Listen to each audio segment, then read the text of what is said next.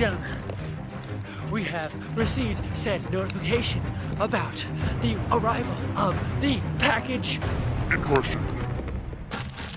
Yeah, what's on my hand?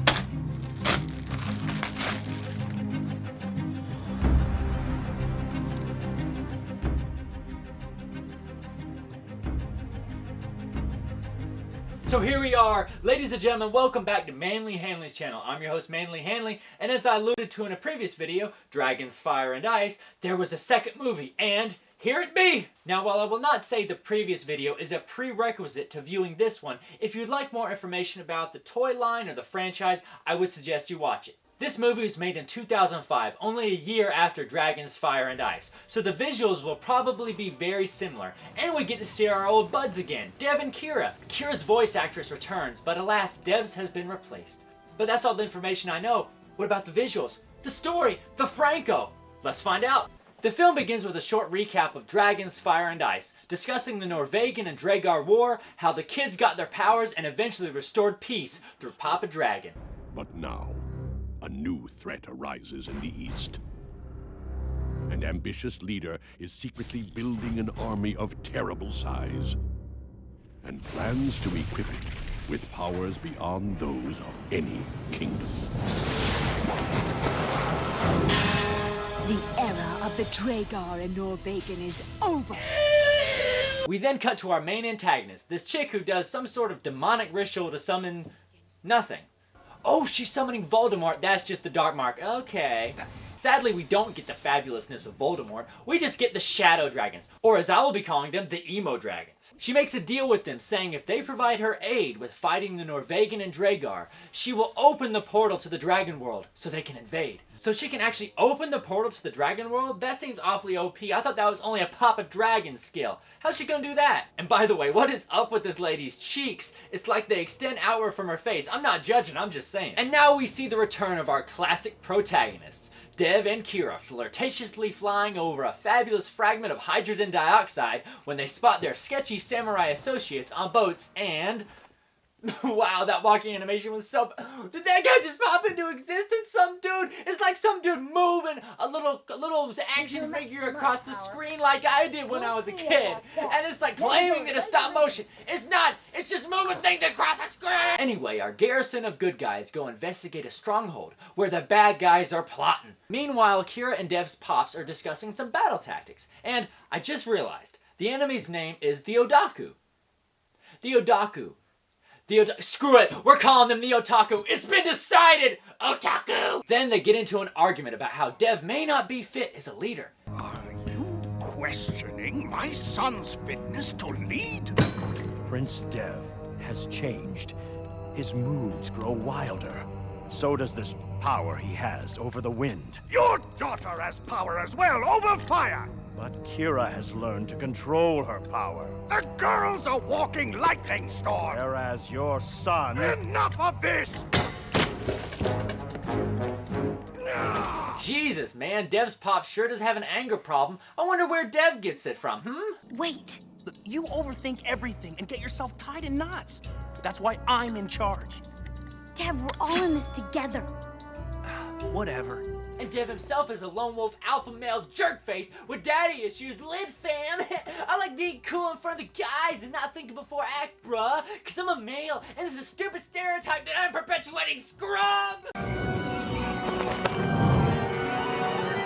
It's a trap! It's a trap! They evacuate the stronghold, but when Dev gets hit by an ice beam... Whoa! God dang, those eyes! He reminds me of my grandfather. He was a berserker, a force for chaos and destruction. Now this is a great focus to have in the film because it may force him to confront his own demons and problems on screen and try to work towards change. Who knows, he could cause harm to others due to his rage and fury, and we could see him realize this and work towards that change. Character development. After the emo dragons mess up our team, we visit Papa Dragon in the Dragon World. He's like the humans can deal with their own junk until he hears the Odaku Queen is consorting with shadow dragons. Shadow dragons?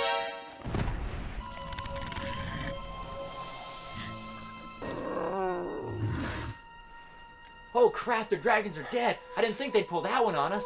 You were completely out of control back there. You were berserk. I couldn't stop myself, all right? When the battle started, I could feel something taking me over. It's like I'm on some long, dark road and I can't turn back. Oh, he's admitting his problems, a little sign of character growth. After they get cornered by the bad guys again, this guy force pushes some rocks to save Dev and Kira and takes him on a tour of his creepy cave of creepiness. His name's Gor Halligan, but I like Obi-Wan better. Turns out Obi-Wan is an otaku who defies the princess lady we saw at the beginning and heals Dev's injuries. Obi-Wan decides to take them to Gor Halligan's hammer, an old king who will change things or something.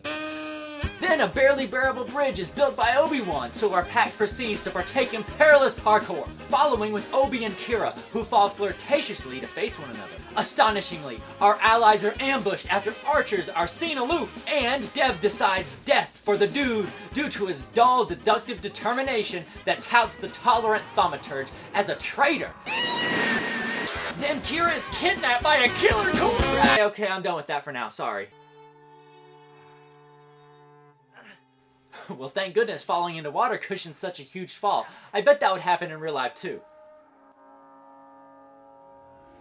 This is your brain. No, it's back this way! Get the shot! Get the shot! And this is your brain after falling 200 feet in the water.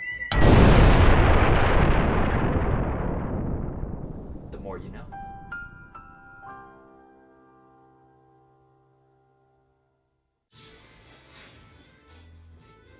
It's Inspector Gadget, like you've never seen him before. That guy looks familiar.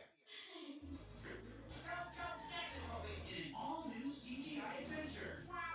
Inspector Gadget's biggest caper ever. Now on DVD and video.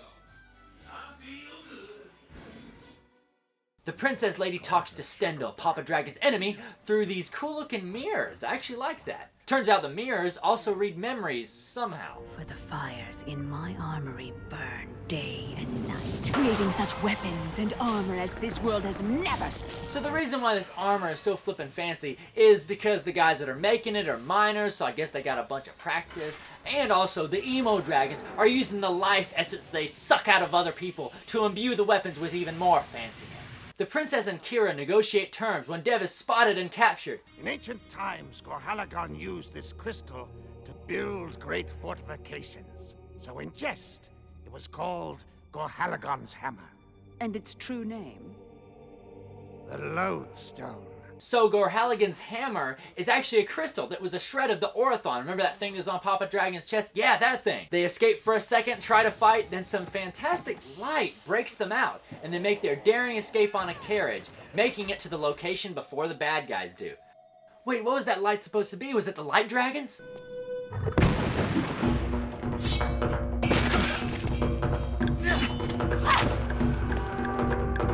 Please be a fight scene, please be a fight scene. Glad you could make it. Gor Hagar. You're alive. Luckily, I can swim. No! Oh, it's been so long. I want some slow-mo fighting. Oh, God. Kira and Obi-Wan take a walkabout through a maze to look for the lodestone, while Dev and the men defend the gate. Otaku! For generations, you have been downtrodden and despised. Now your great revenge begins! Oh, poor otakus. You guys will be accepted sooner or later. Don't worry, just wait a couple more years and most people will know what anime is. Fire!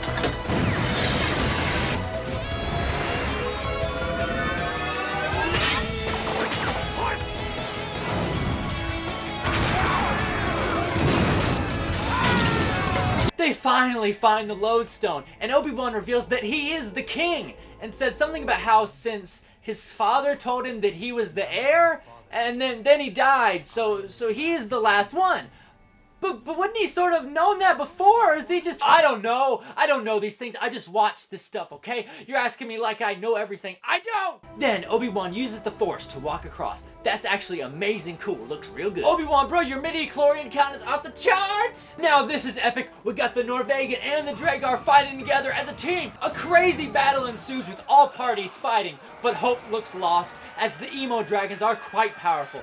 Dev's Pops dies. Whoa! I can't believe they actually did that, killing like a main character. Bold move, diverting expectation. Hey guys, quick note here, Manly Hanley from the future. Never mind, he's actually alive. If you go to like the 107, yeah, 1 hour and 7 minutes in, something like that, he's actually alive. He's completely fine, yeah. They're just yanking our chain. That's no big deal. It sucks! Papa Dragon and the Light Dragons just can't handle it all. It's so bleak. Whatever shall we do? We can do this together. Kira? Yes! He gains control of his fury. Good job, bro! You overcame adversity and experienced character growth! I never thought I'd see this in a movie like this. Jesus. This movie has character growth. Can you believe it? Dev and Kira used their powers to help the Light Dragons defeat the Shadow Dragons. Then they join forces to overpower the evil. We summon the forces of Earth, Wind, and Fire! Earth, Wind, and Fire.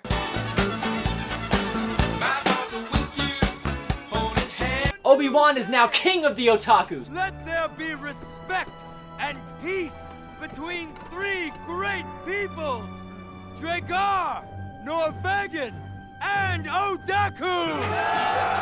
Respect and peace to all. Yeah! Peace is restored, we have an awkward love triangle, a sequel is alluded to, and baby dragons. Adorable! Dang, it's dark in here. Got really dark. So, here's some overall thoughts. They did take some risks with this movie, with sort of killing the dragons off, even though they ended up being alive in spirit form, but they were dead anyway. Then they kind of yanked our chain a bit with pretending Dev's dad was dead and all that, which was kind of dumb. And we didn't get no James Franco, which is a big negative in my book, because they alluded to it last movie, and we didn't see it. Where's the Franco? Where's he at? In terms of the visuals, this movie had much of the same style as the last one, as you'd probably expect. But I don't know if it was just me, but everybody that wasn't in the first movie looks really bad. Almost like they didn't render them out, or they weren't finished, or something. Again, could be just me, but some of the other characters look, oh god, awful. Again, the wings for the cheeks. What's up with that? Not judging, I'm just saying, what's up with that? What's up with the character design?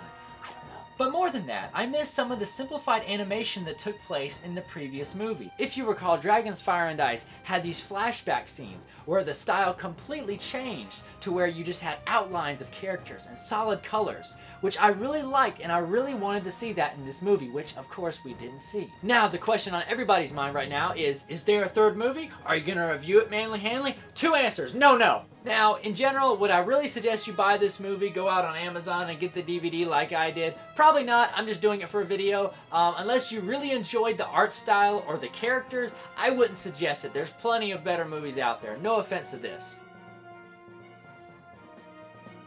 Hang on a second.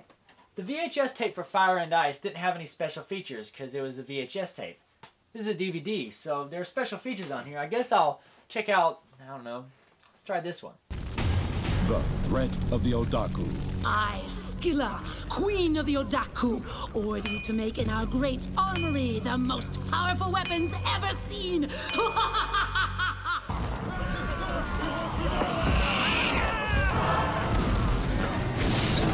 Let's use their own weapons against them! Attack the Otaku assault ring! Don't show them any mercy! We've got to get inside! Whoa, this is magical! I want a whole movie in this style! Oh baby, this is worth it! Buy the DVDs, go to Amazon, buy them all while you can still get them for a good deal! Hello everyone, welcome to the credits part where I talk while some text scrolls. Hopefully you're all doing well. So firstly, apologies for taking so long to put this up, like 7 months? My bad. Just had to find the time to watch it, make a script, record it down, and edit it, so I do appreciate your patience. Hopefully you enjoyed it. I do hope that it was a good follow-up to the original Dragons, Fire, and Ice review. And at the time of recording this, I just hit like 300 subs, so that's crazy. Thanks for all the support. I know I'm very inconsistent with my content, but it's still great to know that some people want to watch the stupid stuff I make, so I sincerely appreciate you all. I know these times are uncertain right now, so I just hope that maybe I could entertain or take your mind off of all this just for a fraction of time. I do hope wherever you are in the world you are safe, healthy, and doing okay.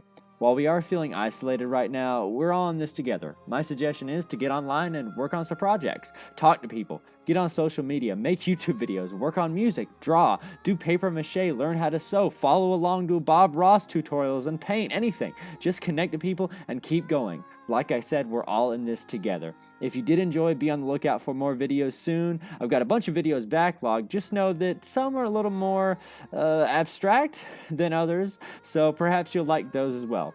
Anyways, thank you so much for watching. Much love to everyone in the world. I'll see you all next time.